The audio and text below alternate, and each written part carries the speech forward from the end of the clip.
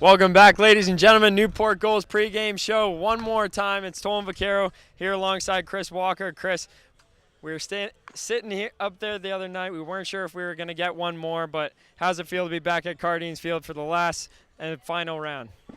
Well, making the trip isn't easy ever, but it's cool to be back here and to win a game at home and force a game 3 and have a chance to go on to the next round. It's definitely a privilege to be part of it from my standpoint, but it's really cool to have won a game in the playoffs.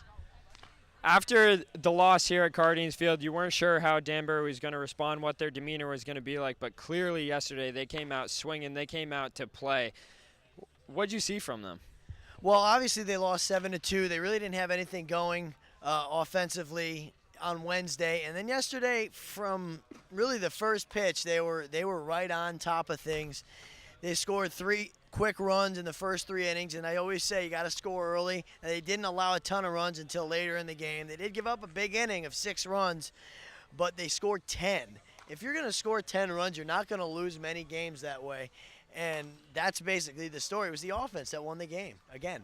Well, I was keeping up with it on Twitter. Obviously, I couldn't be there. Nick Lima filled in for me in the booth, but I saw Danbury go out to this huge lead, and then that 6-run inning, Chris Chatfield with the grand slam. What were you thinking up in the booth at that point when Chatfield put the goals ahead? Well, I didn't want to talk to anybody. We went to break when Will John got taken out of the game, and a couple of guys in the press box were talking to me, and I just didn't answer them. I was just like, this is what it's going to come down to.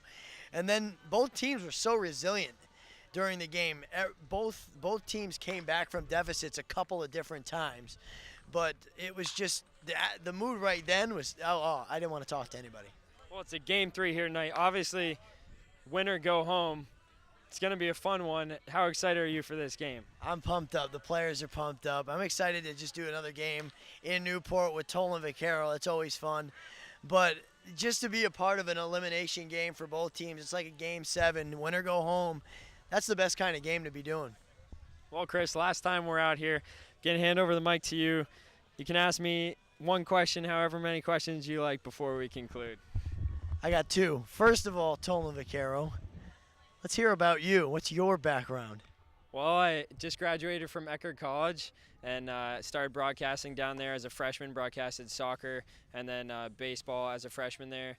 Sophomore year, walked onto the soccer team, so then I only started doing baseball, did that for the next 3 years.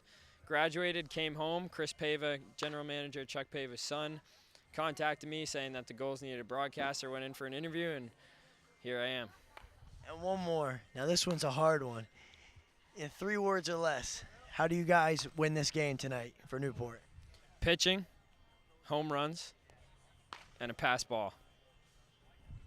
Tolan Vaquero, everybody. Thank you, Chris. That'll do it for the final time. Chris Walker, Tolan Vaquero here. The Broadcasters Roundtable Newport Gulls pregame show continues next here on the NECBL Broadcast Network.